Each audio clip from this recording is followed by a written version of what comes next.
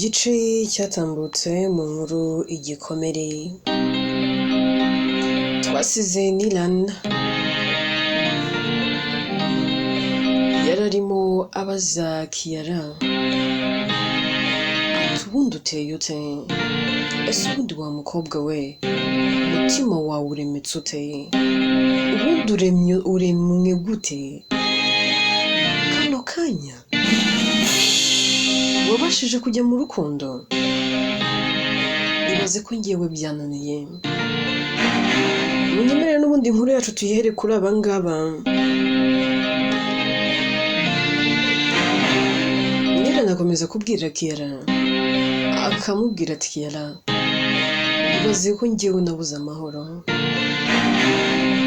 nubwo nahagaritse byose ntabwo ndyama ngo nsinzire. Igihe gishize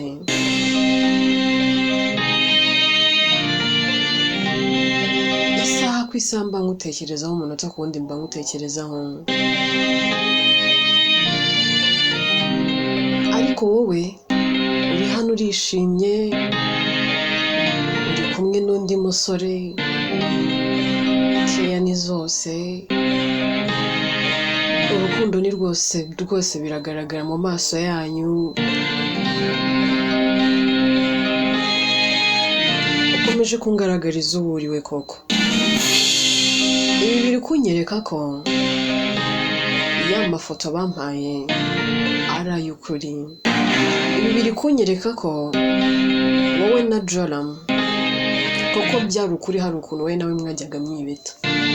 Kuko sinumva ukuntu kano kanya waba ufite umuntu muri gukundana noneho muri gukora ibi byose imbere yanjye. Ubwo se aho nari mukora ibinganiye Kiara, ubundi kuki nagukunze?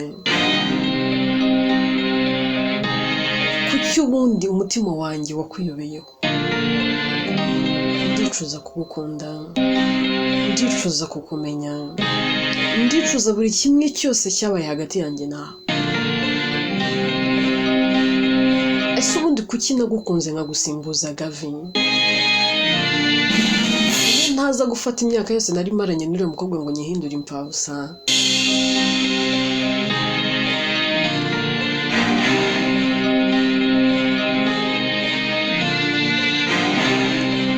Ngo nkore amakosa yo kuvuga ngo ndigukunda wowe. Ntabwo umutima wanjye wakabaye ubabaye kuri iyi level.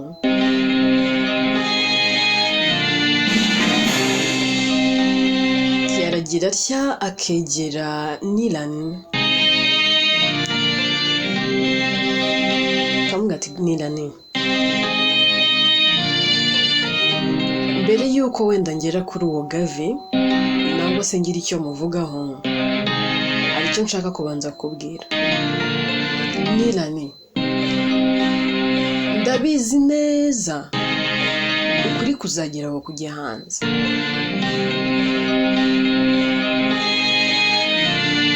Joram yarakuvugishije, Sky yarakwegereye, yewe nanjye narakuvugishije. Ntekereza ko na Era nawe yakuvugishije.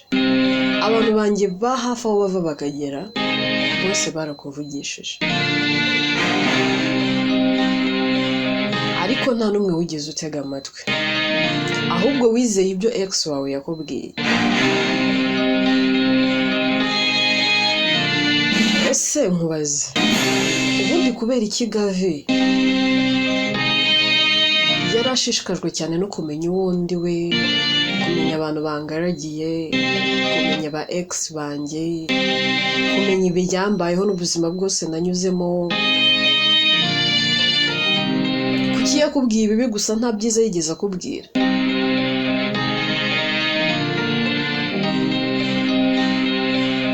Ese niba yaracukumbuye akamenya byose, yakubwiye nabura n'ubuzima bushaririye nanyuzemo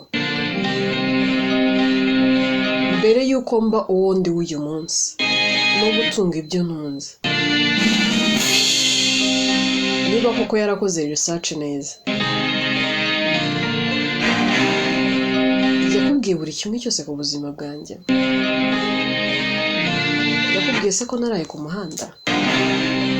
Yakubwiye se ko nari ngiye kuzicwa n'inzara? Ese yakubwiye ko nakoze n'akazi ko mu rugo kandi mfite amashuri yanjye narize, mfite university? Yakubwiye se ko nabayeho mfatwa nkaho ndi kasasiro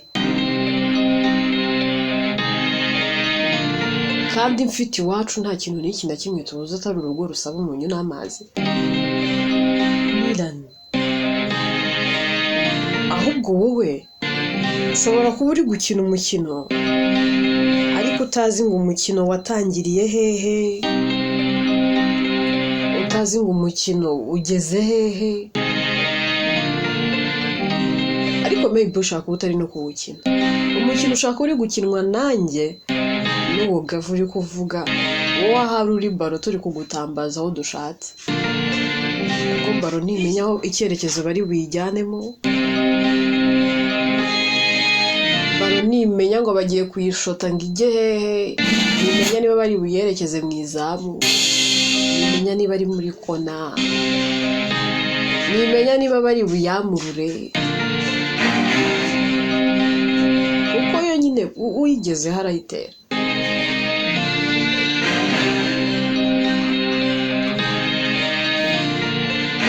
Uwo mukobwa uvuga nubwo ari gukinira mu bwonko bwawe, nakifuje ko wamenya ukuri, kandi numara kumenya ukuri uzasobanukirwa byinshi. Naho ibyo kumbaza ngo ndi igiki, ndi mwe gute, ndi gukunda, ndi mu rukundo na Oga.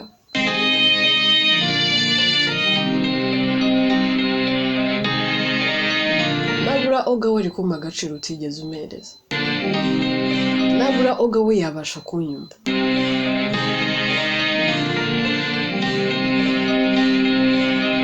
Ariko se wowe uhisemo kuntu uragenda utanabanje no kumbaza,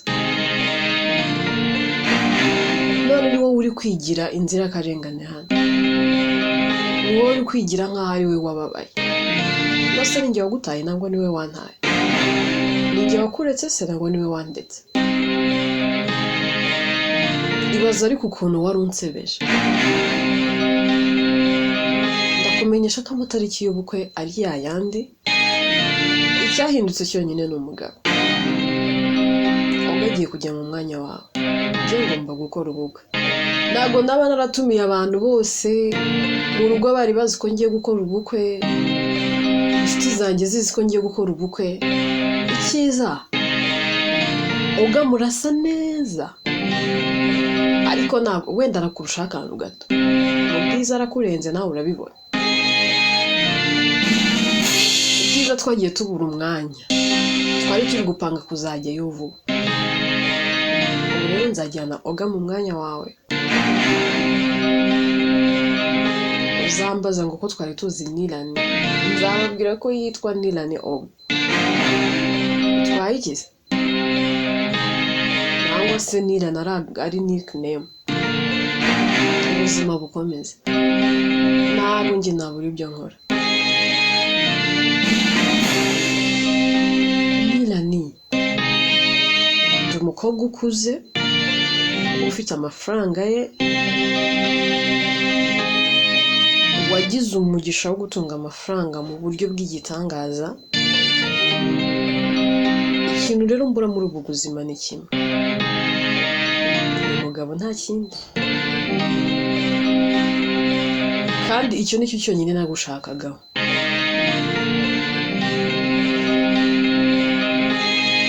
Ntabwo ari ukuvuga ngo nari nkeneye ngo ibyo utunze kuko nanjye ndatunze.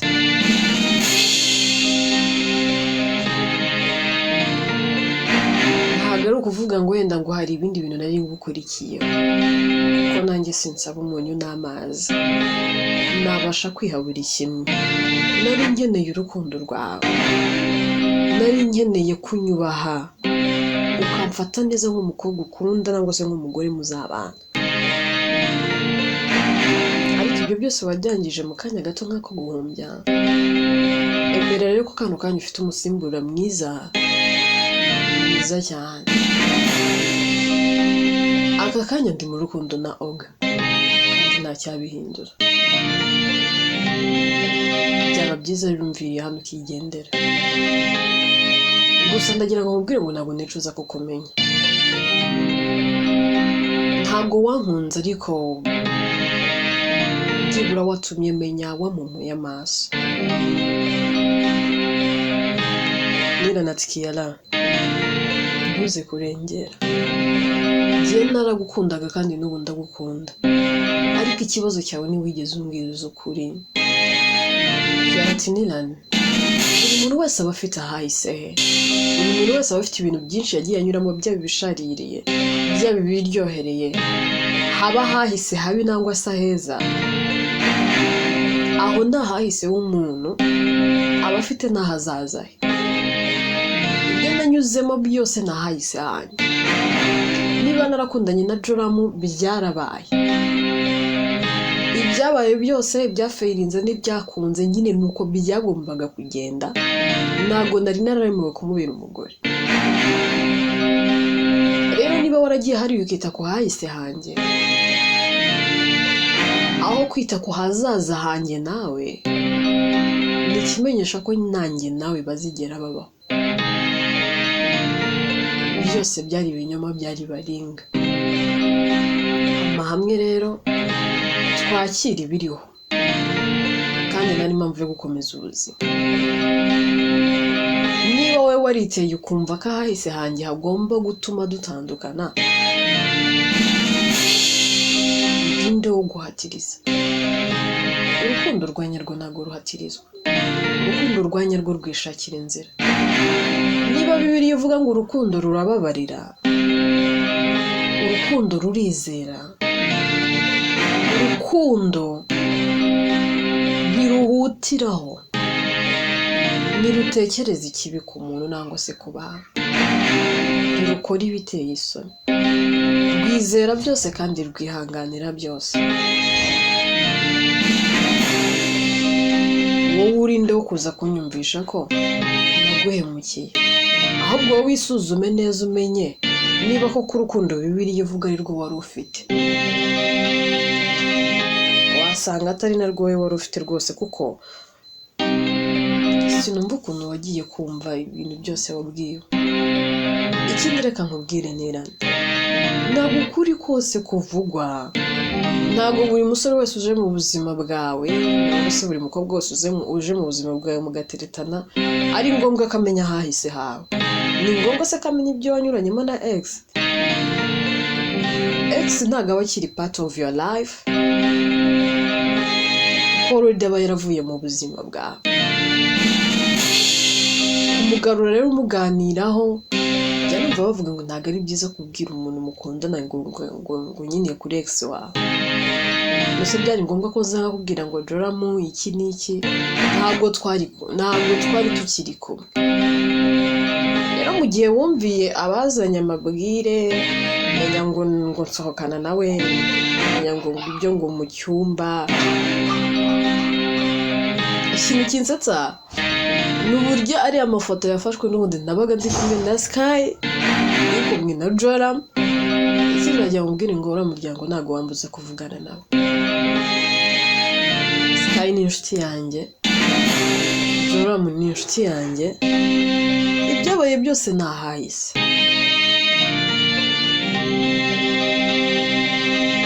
Ese utekereza ko nabuze ubundi buryo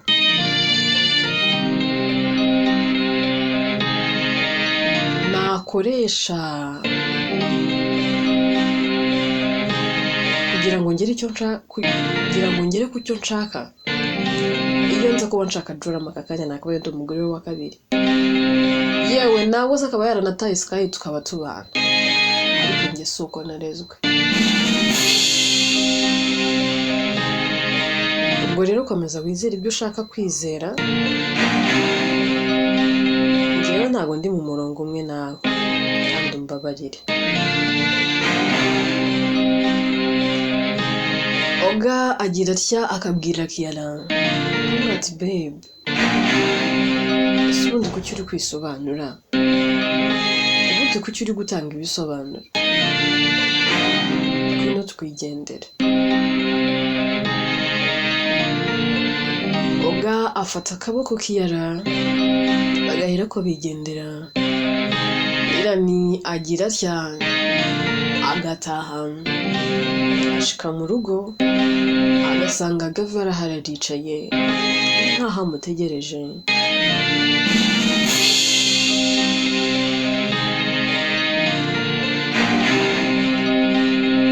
Nirana aramureba amubaza ati Gave waje gukora iki hano? Ndetse nari nje kureba uko meze tu, ndetse meze neza kandi ndatekereza wabibonye. Ngaba rero umvire mu rugo ugende, ngiye kuruhuka. It's okay, ndashaka kuganira nawe, ibintu ushaka ko tuganiraho. Mu gihe rero nyine mbona usa naho utameze neza, maybe nzagaruka next week. Komeze wiyiteho.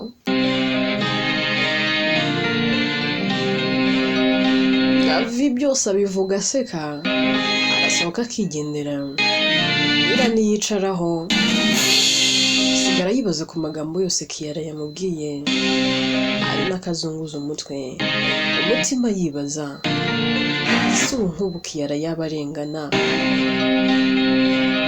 nazongera kurebana gute nawe mu maso? Ubu naba narizeye ibidahari, mana yanjye.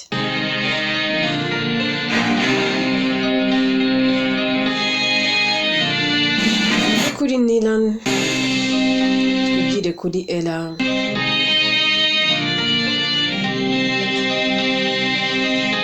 Aba arimo atambuka mu muhanda wagira ngo ari gutembera.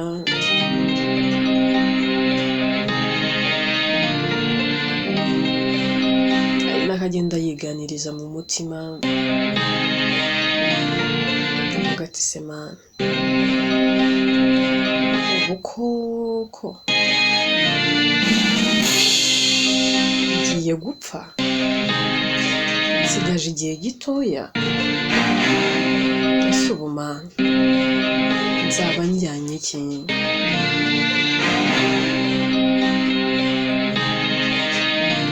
Ibaze koko mana.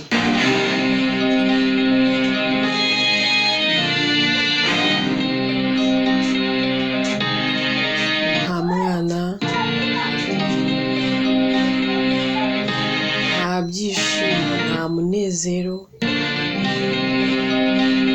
Ibaze ko ntangiye kunezerwa mu gihe gito nsigaje, kandi nawe wabona ari kunyitaho kubera akazi ko ngiye kugenda. Reka njye ngenda n'amaguru, ngende nsezera isi. Nari nzi ko ubuzima bwanjye buzaba bugufi gushitsa kuri iyi level. Ese ubu mana gute nisanze ndwaye iyi ndwara? Ubuzima bwanjye buri habi cyane.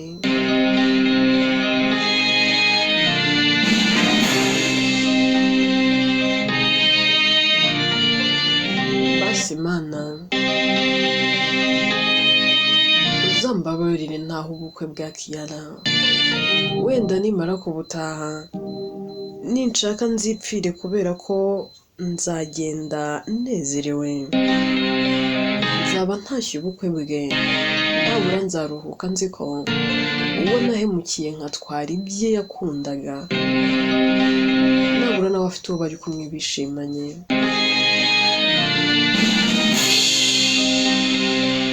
Arimo agenda,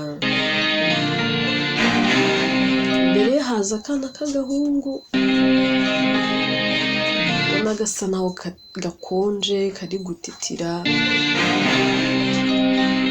karimo kagenda kambaye nabi. Arakitegereza, yewe akanahagarara, akana kamunyuraho, kagera imbere kugenda bikakananira, kakicara hasi kagasa n'akaryamye aho ngaho.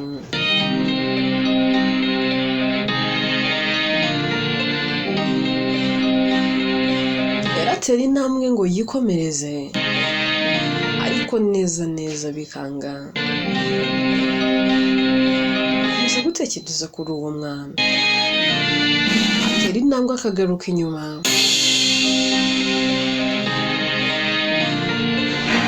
araza akegera umwana akamukoraho. Umwana afite umuriro mwinshi cyane, aramuvugisha ariko umwana ntabashe kuvuga kubera ko aba arembye cyane. Rero agira atya,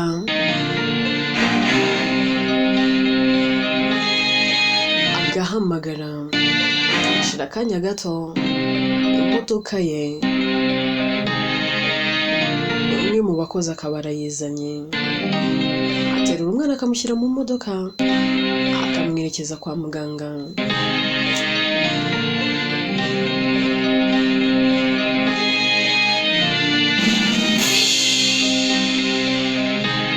Umwana amushitsa kwa muganga,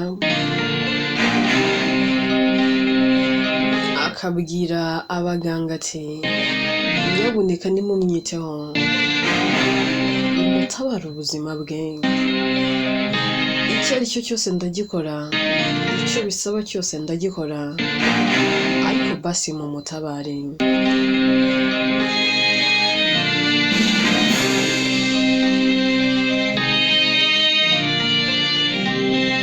Umwana atangira kwitabwaho, abadokita bakamwitaho, ariko umwana aba arembye cyane. Iryo joro arara mu bitaro ndi kumwe n'umwana, ubona asa n'aho ahangayitse, ndetse ahangayitse cyane.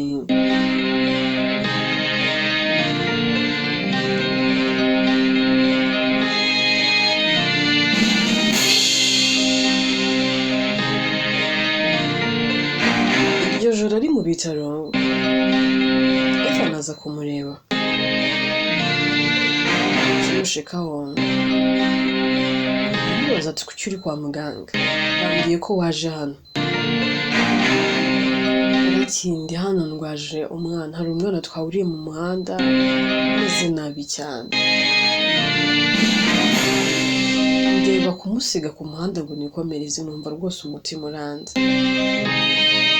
Arembye kandi umenya ko adafite n'umuntu ukitaho, cyangwa se nyine kakaba kadafite nyine umuntu ukareberera. Simbizi, ntabwo ndaganira nawe kuko ntabwo arazanzamuka.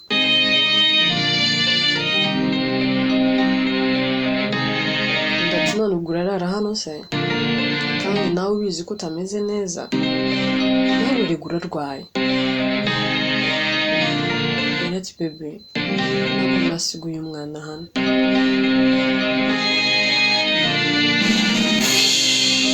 Ubu naba musigiye nde? Nakoze mistake pe. Ndati basi taha ujye mu rugo, njyewe ndarara hano. Ati hoya, turagumana basi. Akana toke, ubwo reka tugumane hano. Bombi barara aho ngaho, bicaye iruhande rw'umwana. Bucya mu gitondo, umwana asa n'aho ari kugenda atoramo agatege, agenda azanzamuka. Akizanzamuka, ikintu cya mbere asaba n'ibyo kurya.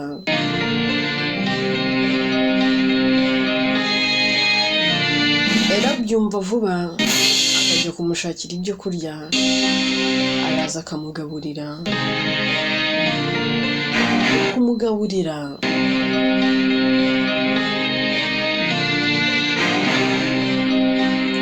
umwana amaze kurya, ibyo biryo byose n'ubundi ahera akabiruka.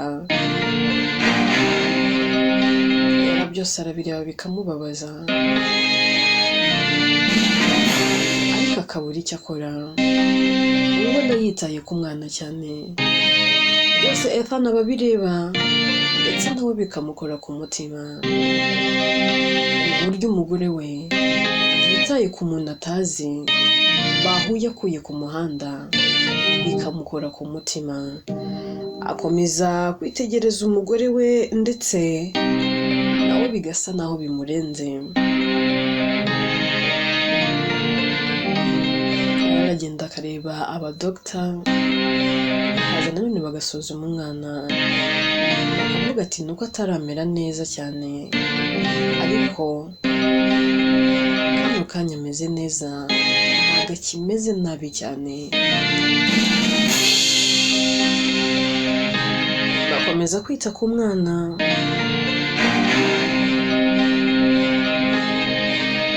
noneho bashika bakaganira nawe.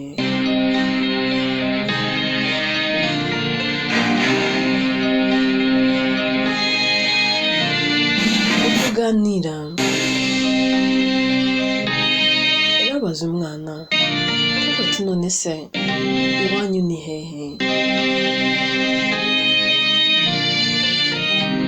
Basi ufite ababyeyi tubavugishe, ubu bahangayitse, uzi nimero zabo?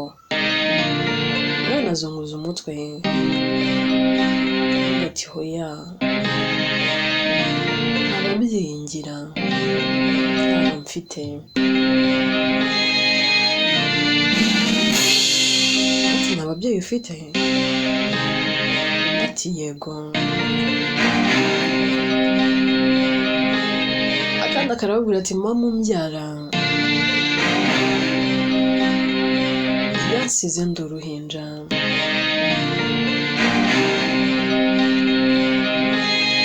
maze kuzuza umwaka umwe papa wanjye nawe arapfa, yasigaranye na nyogokuru.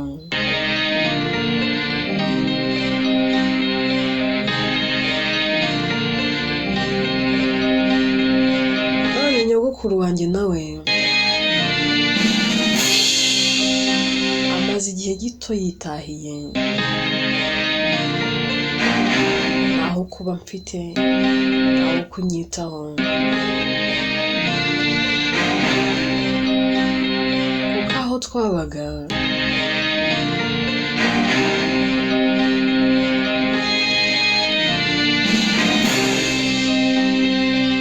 barahagurishije bagabana amafaranga, barambwira ngo ningende njye gushaka iyo mba,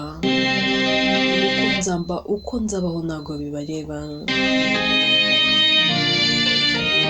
Nyine nibera ku muhanda, iyo bwije ndaraho nshitse, ubwo nyine aho ndi niho ndyama, bwacya mu gitondo nkongera nkagenda. Nyine njye nibera ku muhanda.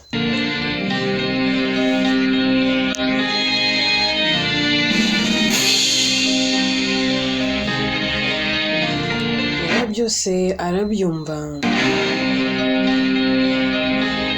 agakurura ubuzima yabayemo, umuryango we wari ubayeho nabi, umuryango we wagiye usavayivinga kubera ibyo yagiye akora byose neza, akisanisha n'uwo mwana. Agira ati yakabwira Ethan ati bebe tuvugane gatoya. Basa n'abasohotse, yarakabwira Ethan ati bose mugabo mwiza, umwana kadafite ahaba, kandi n'ubundi akaba adafite n'umuntu umwitaho. Uyu mwana wabona ari nk'umugisha Imana iduhaye, n'ubundi ko nta mwana dufite, ndetse tukamutwara akaba uwacu, tukamwitaho, tukamuha buri kimwe. Mbese